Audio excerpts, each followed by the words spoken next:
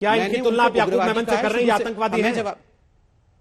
बिल्कुल नहीं। मैं तो कह रहा हूं जो कांग्रेस पार्टी याकूब मेमन के साथ खड़ी हो जाती है वो तो उग्रवादियों के साथ आराम से खड़े हो जाएंगे। और मैं स्पष्ट रूप से मानता हूं जिन्होंने लाल किले पे चढ़कर हुड़दंग मचाया, लाल किले में तिरंगे की जगह पर कोई और ध्वज फहराने की कोशिश की, वो उपद्रवी हैं, उग्रवादी हैं। आप उनको देशभक्त कहिए। आपके लिए वो किसान हो सकते हैं रोहित भाई, मेरे लिए किसान नहीं है, चाहे उसके लिए आपको कितना बुरा लगे भला लगे। जो उपद्रव किया गया लाल किले के ऊपर वो किसान कर ही नहीं सकता है। दूसरी बात, इन्होंने कहा सरकार ऐसे नहीं चलती है बाढ़ और तारे बांधकर। सरकार कैसी चलती है? कांग्रेस की प्रवक्ता से मैं पूछ रहा हूं। अरे गोल्डन टेंपल के अंदर टैंक घुसाया था, ये तो सड़क पे हमने तार बांधे हैं। टैंक एक नहीं 100 टैंक गोल्डन टेंपल पे। और पूरा सरदार कौम सुने जिस प्रकार से गोल्डन टेंपल पे तख्त के ऊपर टैंक घुस गया था, यह इंदिरा गांधी का कारनामा था, यह कांग्रेस पार्टी का कारनामा था। सरदारों के साथ जो किया है ये आज हमें सिखा रहे हैं।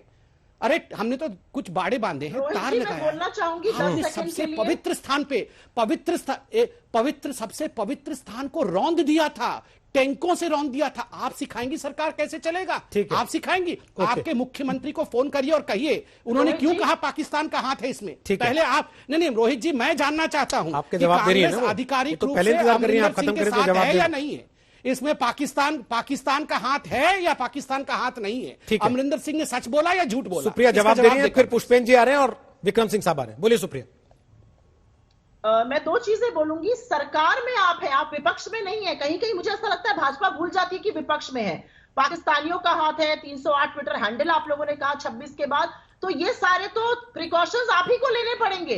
इस समय कार्रवाई आप ही को करनी पड़ेगी। आप विपक्ष में रहकर सवाल नहीं पूछ सकते हैं। आप इस समय सरकार में है, कार्रवाई का जो रिस्पॉन्सिबिलिटी है वो आपके सर पे है। और एक बात और बता, लगाया तो है, सरदारों को आपने खालिस्तानी कहा, बीच रुक जाइए, आपने सरकारों को, सिख भाइयों को खालिस्तानी कहा, पाकिस्तान और चीन एजेंट कहा। अब यहाँ बैठकर पुरानी बात करके आप उनका विश्वास नहीं जीत पाइएगा। अमरिंदर सिंह ने कहा है पाकिस्तानी, हमने नहीं कहा है। अमरिंदर सिंह ने रामदेव जी की बात कही थी ना, तो मैं आपको बता दूं बाबा रामदेव कहां से भगे थे? रामलीला ग्राउंड से। उनको परमिशन दी गई थी कि रामलीला ग्राउंड पहुंचे। ये हालात ही ऐसे क्यों आ गए? क्योंकि आपकी सरकार ने निष्ठुर होकर 2 महीने उनको जाड़े में मरने छोड़ दिया। अरे रामलीला ग्राउंड आने देते, किसान आके अपना शांतिपूर्ण प्रदर्शन करते। आप तो इतना डरते हैं किसानों की ताकत से कि आप जुल्म पे उतर आए हैं। ये आपकी असलियत है, ये आपका असली चेहरा है। ठीक है पुष्पेंद्र जी, सभी जी थोड़ा रुक जाइएगा। ठीक, एक बार पुष्पेंद्र जी को विक्रम सिंह साहब को लेकर आना चाहता हूं। पुष्पेंद्र जी, आपने सुन लिया, कांग्रेस को भी सुन लिया, बीजेपी को भी सुन लिया। अब तो नेता लोग भी खुल के पहुंचने लगे हैं। जो अब तक किसान आंदोलन था उस पर राजनीति का साया भी साफ तौर पर दिखाई देने लगा। लेकिन इस पूरी परिस्थिति में जब संसद में कृषि मंत्री कह रहे हैं कि हम बातचीत के लिए प्रतिबद्ध हैं और किसान मोर्चा कह रहा है कि साहब कील लगे जब तक बातचीत नहीं करेंगे, मामला आगे कैसे बढ़ेगा? देखिए रोहित जी, इस 26 तारीख के बाद और इस आंदोलन के बाद क्या क्या चीजें इस देश में हुई है इसके बारे में बता दूं। सबसे पहले तो इन्होंने किसान का मानमर्दन करने का काम किया है, उसके साथ साथ सिख कौम का मानमर्दन करने का काम किया है।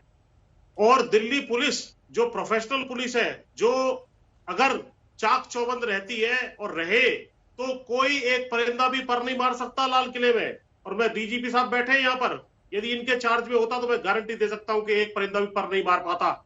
लेकिन अपने ही आदमियों को भेज करके झंडा आरोहण करने का काम, जिसका फोटो बाद में सभी लोगों के साथ आया, उसको मैं रिपीट नहीं करना चाहता, उसका मानमर्दन करने का काम किया है। आंदोलनकारी शांतिपूर्ण तरीके से वहां बैठे तो आपने कीलें लगा दी। अरे भैया मैं बता रहा हूं, गांव गांव आपके खिलाफ बोर्ड लगने शुरू हो गए हैं कि भाई भाजपा यहां ना आए। और मुझे कोई आश्चर्य नहीं होगा यदि जब आप वोट मांगने आएंगे तो ऐसी कीलों से आपका स्वागत किया जाएगा।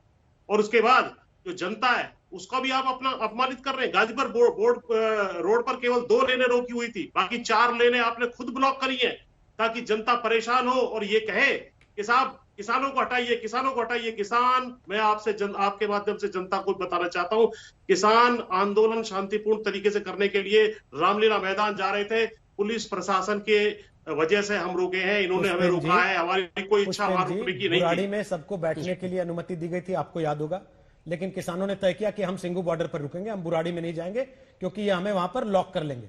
आप भूले नहीं होंगे शायद इस बात को। दूसरी बात, बिल्कुल जब 26 जनवरी का कार्यक्रम था उससे पहले आए दिन आप टीवी पर थे, टिकैत साहब भी टीवी पर थे। जब आपसे पूछा गया कि क्या आप इस बात की जिम्मेदारी लेंगे सब कुछ शांतिपूर्ण सुरक्षित होगा, तो आपने कहा नहीं हमारा काम थोड़ी है, ये तो पुलिस का काम है। अब जब पुलिस अपना काम कर रही है तो आप कह रहे हैं कि हमें रोक रहे हैं। दो तरफ कैसे हो जाते हैं? मैं बहुत स्पष्ट कर दूं, यही जो है आंदोलन पंजाब के रेलवे ट्रैक पर चल रहा था। किसी ने नोटिस लिया, उन्होंने कहा हम रामलीला मैदान जा रहे हैं, इन्होंने हमें रोका है, हम वहां अपनी मर्जी से नहीं बैठे। और ये सरकार डिसाइड नहीं करेगी कि भैया अंडमान निकोबार में जाकर बैठ जाओ, थार डेजर्ट में जाके बैठ जाओ। अंडमान निकोबार में है क्या? ऐसे उसी सिंगू बॉर्डर से थोड़ा सा आगे तो है। अच्छा एक बात बताइए, आप भी अतिशयोक्ति अलंकार का इस्तेमाल कर रहे हैं ना, इसीलिए पूछ रहा हूँ। नहीं, मुझे बताइए, आप भी जानते हैं क्या, खैर बोलिए। क्या अन्ना आंदोलन जो है उस टाइम जो है ये सारा का सारा रामलीला मैदान में नहीं हुआ था? क्या जंतर मंतर पे नहीं हुआ था? क्या तकलीफ थी? और उस वक्त जो आपने कहा कि भाई ये आ गए, वो आ गए, मिलने आ गए, शिवसेना वाले आ गए, ये शिवसेना क्या इनके साथ नहीं थी? क्या ये खुद भाजपा, आरएसएस, बाबा रामदेव, ये सारे के सारे अन्ना आंदोलन में शामिल नहीं थे? मैं भी खुद गया था, सारा देश शामिल था। तो जन सरोकार के अन्ना आंदोलन में सड़क पे पत्थर नहीं चल रहे थे ना। अन्ना आंदोलन में से कोई लाल किले पर चढ़कर तिरंगे के उस स्तंभ पर कोई और ध्वज नहीं लहरा के आ गया था ना सर।